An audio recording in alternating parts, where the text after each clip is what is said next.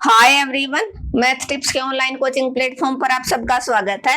आज के इस लेक्चर में करेंगे हम अप्लाइड मैकेनिक्स के ऑब्जेक्टिव और वन लाइनर जितने भी इंपॉर्टेंट पीवाईक्यू हैं, प्रीवियस ईयर में आए हैं आपके, वो सारे के सारे डिस्कस करेंगे। इस लेक्चर से आपको बहुत हेल्प मिलने वाली है। आपके एग्जाम में यहाँ से क्वेश्चन पक्का आएगा, ठीक है, क्योंकि आपने मैथ्स में देख लिया होगा और भी सब्जेक्ट में अगर आपने पीछे का पढ़ा है, पिछले 3-4 साल के पेपर पढ़ लिए, तो आपका पेपर वहीं से आ जाता है, आप इजीली पास हो जाते हैं। क्लियर है? तो आप जल्दी से जल्दी सेशन को शेयर कर दीजिए और जो बच्चा फर्स्ट टाइम चैनल पे विजिट कर रहा है वो चैनल को सब्सक्राइब कर ले, ताकि उसको आने वाली हर वीडियो का नोटिफिकेशन है वो मिलता रहे। और अपनी ये क्लास है, ये हर ब्रांच के लिए इंपॉर्टेंट रहेगी भाई, सिविल वाले के लिए भी, मैकेनिक्स वाले के लिए भी। जहां जहां आप देख लेना, आपका जहां मैकेनिक्स है, अप्लाइड मैकेनिक्स है, तो चाहे वो कौन सी भी ब्रांच हो, सबके लिए इंपॉर्टेंट रहेगी। The angle which an inclined surface makes with the horizontal when a body placed on it is on the point of moving। इनके मैं सेक्शन ए और बी करवाऊंगी, सेक्शन ए एंड बी और C तीनों करवा दूंगी भाई। डी नहीं करवा पाऊंगी, क्यों? क्योंकि डी है वो क्वेश्चन ज्यादा लेंथी है, उसके लिए आपको मेरे टेलीग्राम चैनल से जुड़ना पड़ेगा। वहां पर मैं 8 मार्क्स के जितने भी इंपॉर्टेंट क्वेश्चन हैं पिछले सालों के, वो सारे के सारे मैं प्रोवाइड कर दूंगी। आप टेलीग्राम चैनल से देख लेना, अदरवाइज मैं अपने चैनल पे पोस्ट कर दूंगी, ठीक है। और इजी की भी मैं इंपॉर्टेंट क्वेश्चन की जो क्लास है वो एक लेके आऊंगी। अगर आप सब कहोगे तो आप कमेंट बॉक्स में मैसेज ड्रॉप कर देना, मैडम हमें इंजीनियरिंग ड्राइंग के इंपॉर्टेंट नोट्स चाहिए, तो मैं आपको प्रोवाइड कर दूंगी, मेरे पास है। On a moving down is called, उसको आप क्या कहोगे? और अगर आपका किसी बच्चे की आई थी डिमांड कि मैडम पेपर में हिंदी में लिखूं या इंग्लिश में, कई बच्चों की आई है, तो अगर आपका पेपर हिंदी में दे रखा है और इंग्लिश में, दोनों में दे रखा है, तो आपकी मर्जी, आप हिंदी में आंसर दो या इंग्लिश में। लेकिन अगर सिर्फ पेपर इंग्लिश में है तो आपको इंग्लिश में ही देना पड़ेगा, ठीक है। तो इसका आंसर क्या रहेगा? ऑप्शन ए है angle of repose, option B angle of friction, option C है एंगल ऑफ इंक्लिनेशन। तो आपका जो मेन मकसद है वो आपका आंसर पे ध्यान होना चाहिए, इसलिए मैं ऑप्शन नहीं बता रही, क्योंकि इसी क्वेश्चन को वन लाइनर में दे देगा तो आपको आंसर याद होना चाहिए। इसका आंसर क्या है? Angle of repose. किसका? The angle which an inclined surface makes with the horizontal when a body placed on it is on the point of moving down is called angle of repose, ठीक है। इसके option पे आप मत जाओ। Next question है, a body is consisted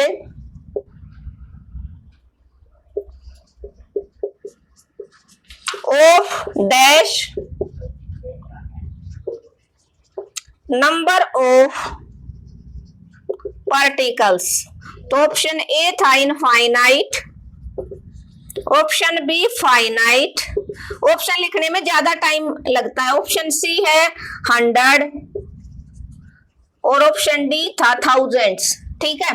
तो आपको याद करना है, एक body is considered of infinite number of particles. आपका आंसर क्या हो जाएगा?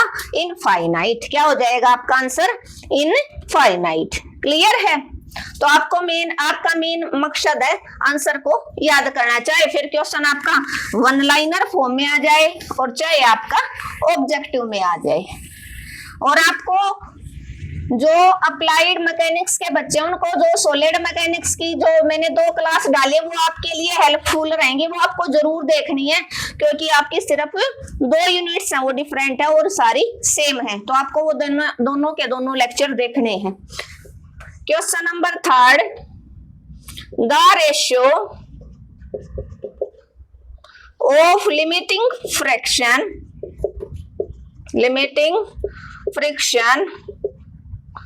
and normal reaction is known as, उसको आप किस नाम से जानते हो? तो उसको किससे जानोगे? इसके अंदर coefficient of friction, option B है angle of friction, option C angle of repose, तो आपका जो आंसर रहेगा वो, आपको सिर्फ आंसर याद करना है, पजल नहीं होना, इसीलिए मैं ऑप्शन नहीं बता रही। The ratio of limiting friction and normal reaction is known as coefficient of friction, ये दोनों आंसर नहीं रहेंगे। क्लियर है? नेक्स्ट क्वेश्चन है, ये क्वेश्चन इंपॉर्टेंट है, इस टाइप का क्वेश्चन पक्का आएगा आपका। The CG of A right circular solid cone of height h lie at the following distance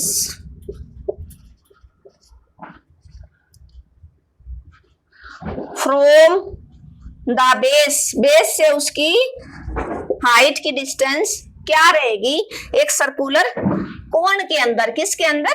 कोण के अंदर।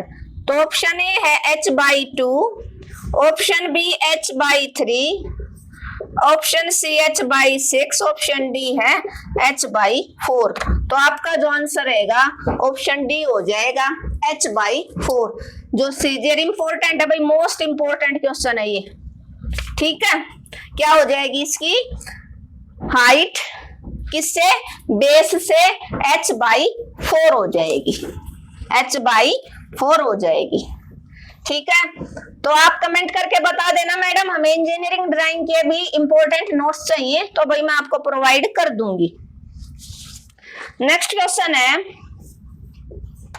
The mechanical advantage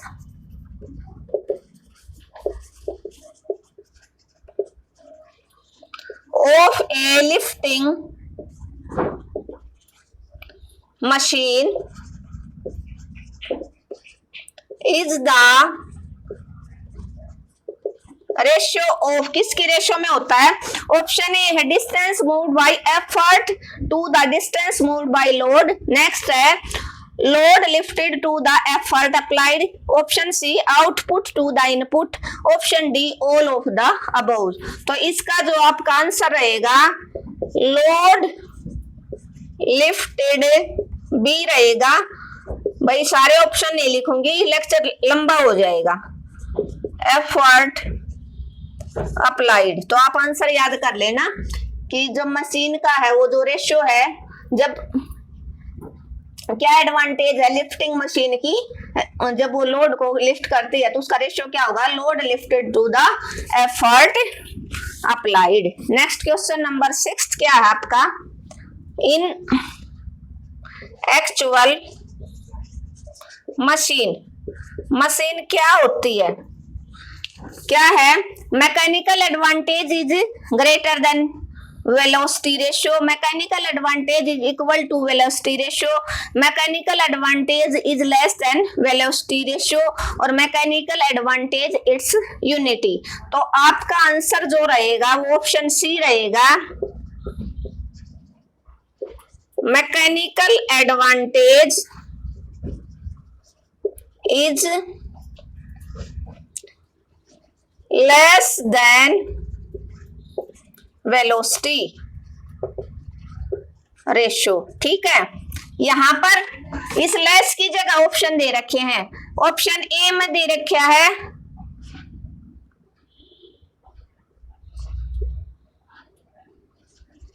greater than, option B में है इक्वल, ऑप्शन सी में लेस, और ऑप्शन डी में लेस देन।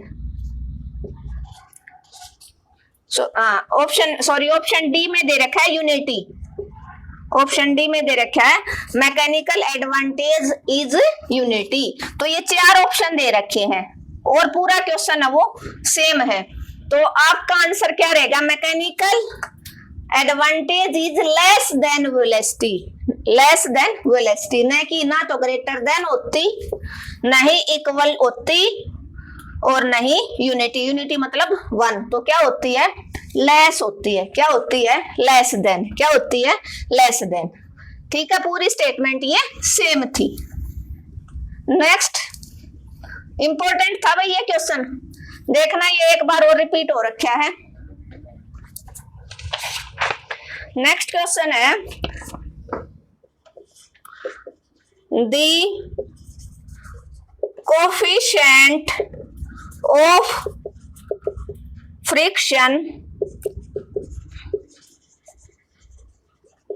डिपेंड ऑन, किसके ऊपर डिपेंड करता है?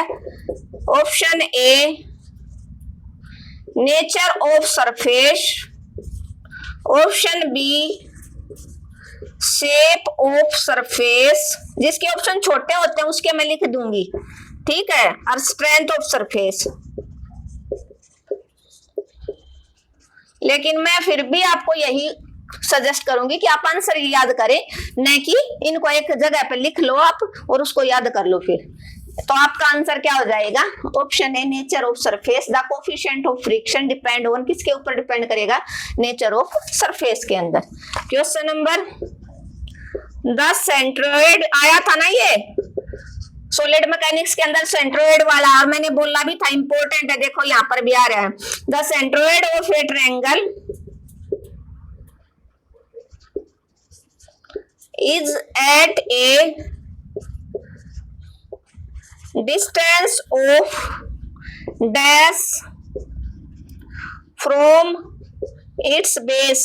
थोड़ा ध्यान रखना है, अभी जो क्वेश्चन किया था वो कोण वाला था, ठीक है, वो क्या था? कोण का था। तो जिसका कोण की हाइट बेस से कितनी थी? h/4। क्या थी? h/4। ये ट्रायंगल का है, ट्रायंगल का जो सेंट्रोइड है वो बेस से कितनी दूर होता है? h/3। इसके ऑप्शन थे 2h/3, h/3, 4h/5। तो आपका आंसर बी हो जाएगा h/3। Centroid of A triangle most important है भाई, पक्का याद करना, पक्का आएगा।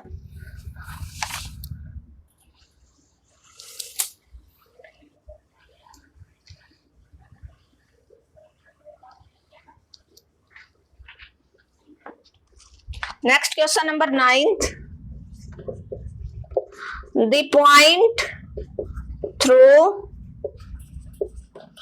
which the whole area of a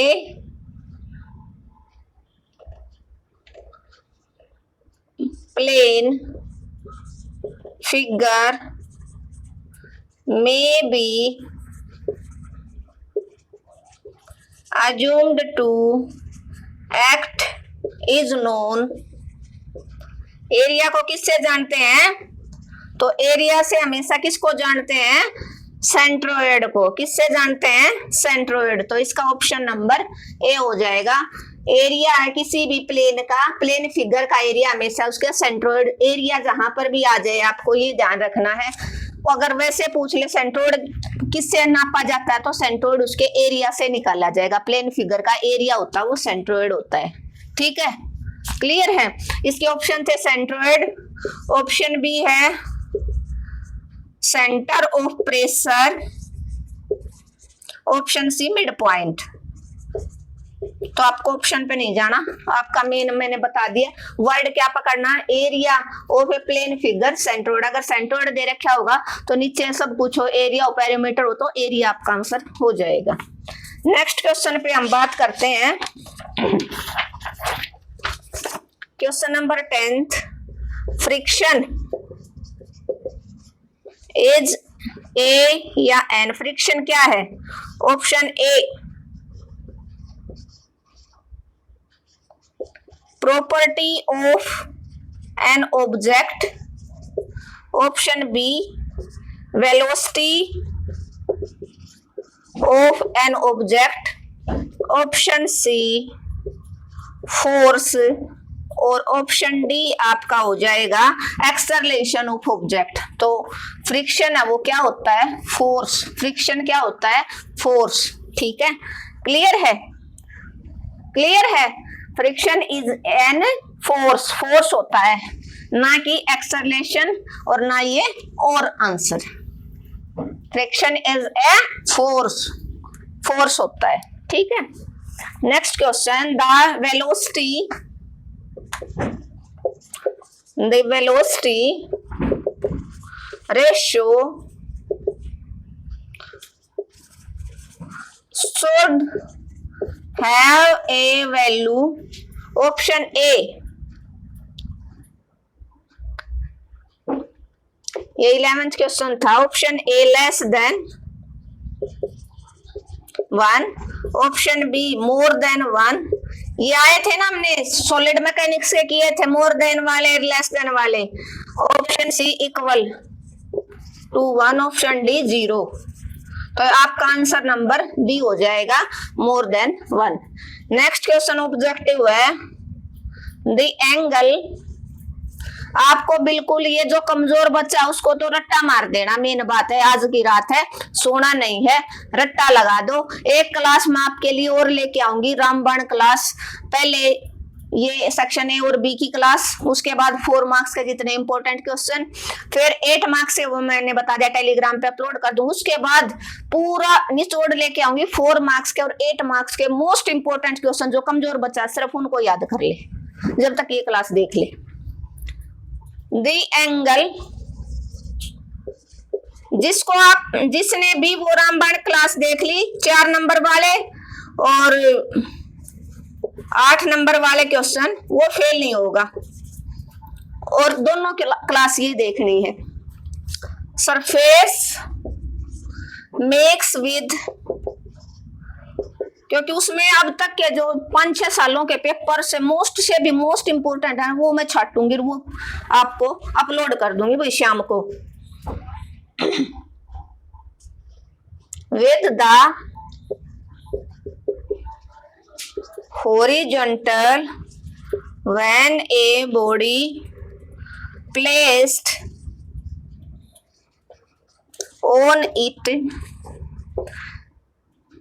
it is on the point of moving। और जैसे आपका मैथ्स का पेपर गया मूविंग डाउन, ऐसा ही सॉलिड मैकेनिक्स और अप्लाइड मैकेनिक्स का जाएगा। आप बाद में कमेंट करोगे मैडम जो आपने बताया, जैसे मैथ में कमेंट किया ना मैडम आपने जो बताया वही आया था, तो इसमें से ही आपका पेपर मोस्टली आ जाएगा भाई। पूरा 60 का तो मैं गारंटी नहीं ले सकती, लेकिन 40-50 का नंबर आपके आराम से आ जाएंगे। तो ऑप्शन ए 60 तो उसके आएंगे जिसने पूरे साल मेहनत की है। Option A angle of repose, option B angle of friction, angle of friction, option C angle of inclination. तो इसका ऑप्शन नंबर ए हो जाएगा, angle of repose. The angle which an inclined surface make with the horizontal when a body placed on it is an, थोड़ी सी writing समझ लो इसीलिए मैं बोलती हूँ, is on the point of moving down is called angle of repose. अब हम वन लाइनर क्वेश्चन सारे के सारे कर लेते हैं, थोड़ा जल्दी जल्दी करेंगे क्योंकि ऑब्जेक्टिव में बस टाइम लगता है, फिर उनमें टाइम नहीं लगता, क्योंकि उनमें तो ट्रू फॉल्स मिलेंगे या डेफिनेशन मिलेंगी। फर्स्ट क्वेश्चन है, ये याद कर लेना, name 2 type of friction. 2 type के जो घर्षण है उनके नाम लिखो फ्रिक्शन के, ठीक है। Option question number 2, define centroidal axis, centroidal axis. Option question 3, define, अभी डेफिनेशन आई थी ना एंगल ऑफ रिपोज की, कई क्वेश्चन तो थोड़ा आपको दिमाग घुमाना है, कई तो ऑब्जेक्टिव में यूं क्यों इसकी डेफिनेशन दे रखी होगी और ऑप्शन दे रखा है, ऑप्शन में उसकी डेफिनेशन का आंसर मिलेगा और उसी को एग्जामिनर कई बार करता है ये, उसी को की डिफाइन, जैसे एंगल डिफाइन ऑफ रिपोज, और इसी पेपर के अंदर इसकी एंगल ऑफ रिपोज की पूरी डेफिनेशन ऊपर दे रखी थी, आपका आंसर बना था ये डिफाइन, उसका आंसर बना था एंगल ऑफ रिपोज। क्लियर है, बना था ना। देखो इसी का था question number first, angle which an inclined surface make with the horizontal when a body placed on it, तो ये इसकी डेफिनेशन और यहाँ पर डिफाइन पूछ ले तो क्वेश्चन नंबर जो अभी अभी मैंने बताया वो इसकी डेफिनेशन हो जाएगी। लेकिन ये बच्चा वही पकड़ पाएगा जिसने थोड़ा सा दिमाग घुमाया, जो मेरी, तभी मैं बोलती हूँ कि मेरी पूरी क्लास आप देखो, उस क्लास के बीच में कोई ना कोई आपको एक इतनी इंपॉर्टेंट बात मिलेगी जो आपके एग्जाम को क्रैक करवा देगी। डिफाइन एंगल ऑफ रिपोज, ठीक है, इसलिए पेपर को हमेशा ध्यान से पढ़ो। मोस्ट 2-3 क्वेश्चन तो हमेशा ऐसा ही देता है एग्जामिनर कि ऑप्शन में, ऑप्शनल में आपका आंसर मिलेगा। नेक्स्ट क्वेश्चन है डिफाइन, ये आंसर भी आया था, डिफाइन वेलोसिटी रेशियो आया था ये, ठीक है। Question number 5, define gravity,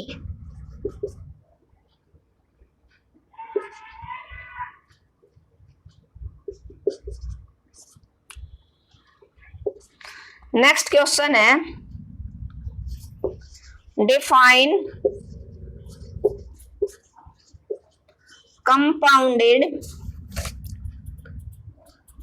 compound machine, ठीक है, ये रहेंगी। नेक्स्ट कौन से रहेंगे इंपॉर्टेंट, आप स्क्रीनशॉट ले लेना और भाई अपना बुक है वहां पर टिक कर लेना, जहां पर भी है आपको इसका सॉल्यूशन नोटबुक के अंदर अपना टिक करके, और इसका आंसर है वो आपको याद करना है सिर्फ, ठीक है। नेक्स्ट क्वेश्चन है 7th, डैश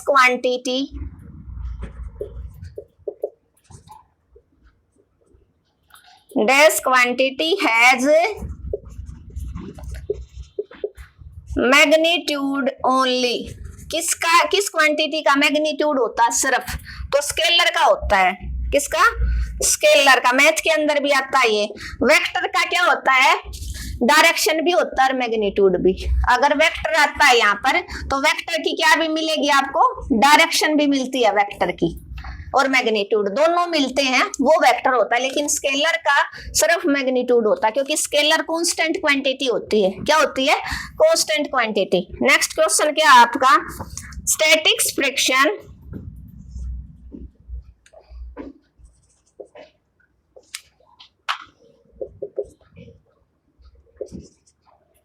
इसीलिए मैथ वो सब से रिलेटेड होता है। Statics friction is then dynamic, इन दोनों फ्रिक्शन को अच्छे से याद कर लेना।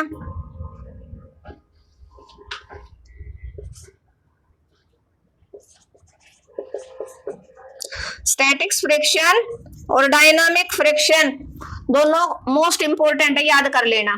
तो statics friction is less than या ग्रेटर देन, तो ये ग्रेटर होता है, या मोर भी लिख सकते हो, ग्रेटर देन डायनामिक फ्रिक्शन, ये वाला ज्यादा होता है डायनामिक से, ठीक है। Question number 9, input of a machine, input of A machine किसके इक्वल होता है, इनपुट एफर्ट अप्लाइड, जो भी एफर्ट अप्लाई किया मशीन ने, मल्टीप्लाई बाई क्या होगा, डिस्टेंस, ये आंसर है, डिस्टेंस बाई द एफर्ट, जो एफर्ट ने डिस्टेंस कवर की उसके साथ मल्टीप्लाई हो जाएगा। अब इस फॉर्मूले में से वो एफर्ट अप्लाइड भी या डिस्टेंस बाय द एफर्ट पूछ सकता है, तो input of A machine divided by effort of effort applied, ये आ जाएगा फॉर्मूला। इन इधर दो चीजें, इधर एक है, मान लो इधर वाली में से कोई एक पूछेगा तो दूसरा इधर आके डिवाइड में हो जाएगा, कोई घबराने वाली बात नहीं है। क्वेश्चन नंबर 10, द एफिशिएंसी, भाई आपको अपने चैनल को बस ज्यादा से ज्यादा शेयर करना है और सभी बच्चे जो भी देख रहे हैं वो कमेंट करके जाएंगे और लाइक करना है अगर आपको लेक्चर अच्छा लगा, आपके लिए हेल्पफुल रहा तो ही, और अपने ग्रुप में भाई शेयर करना है। The efficiency of reversible machine is dash than 50%, most important है तो ये क्या हो जाएगा, लेस ग्रेटर, तो आपका ये ग्रेटर देन 50% हो जाएगा। इसका लास्ट क्वेश्चन है जो मैं बता रही थी, इंपॉर्टेंट था ना, आप इनका स्क्रीनशॉट ले सकते हो 2 मिनट के लिए पॉज करके। नेक्स्ट क्वेश्चन है 12th, centroid is a term used, अभी आया था ना, मैं बता रही थी, centroid is a term used for bodies having dash only, centroid है वो किसका निकालेगा, ये बात तो ये कह रहा है कि सेंट्रोइड जो टर्म है वो किस बॉडीज के लिए रहते, किस फिगर के लिए, अभी बता रही थी मैं, किसके लिए सेंट्रोइड किसका निकालेगा, एरिया के साथ, जिस बॉडी का एरिया होगा ना उसी का सेंट्रोइड निकाला जाता है। और ये क्वेश्चन भी देखो ऊपर दे रखा, देखा यहाँ पर फिलिप्स में दे दिया, यहीं पर ये रहा ऊपर, देख मैं बोल रही थी ना कि सेंट्रोइड है वो एरिया से रिलेटेड होता है। तो लास्ट जो पेपर डिस्कस कर रहे थे हम, लास्ट एक क्वेश्चन हो रहा था, उसी पेपर के अंदर उसकी डेफिनेशन थी, उसी में ऑब्जेक्टिव में आंसर दे रखा था। तो आपको जरूर 2 क्वेश्चन तो 2 नंबर तो पक्के यही हो गए, 2-3 नंबर, अगर 2 क्वेश्चन भी ऐसे रिलेटेड करके आगे तो आपका पेपर पार है, क्लियर है। Thank you everyone. अगर आपको आज का लेक्चर अच्छा लगा तो आपको क्या करना भैया, आपको अपने चैनल को ज्यादा से ज्यादा शेयर करना है, एटलीस्ट आप 10 स्टूडेंट के पास शेयर करेंगे और भाई पूरे हरियाणा में अपने चैनल को फैला दो। जिस बच्चे ने चैनल को अब तक सब्सक्राइब कर लेना भाई, और कमेंट और लाइक करना बिल्कुल मत भूलना। मिलते हैं नेक्स्ट लेक्चर में जिसमें हम 4 मार्क्स के इंपॉर्टेंट क्वेश्चन डिस्कस करेंगे।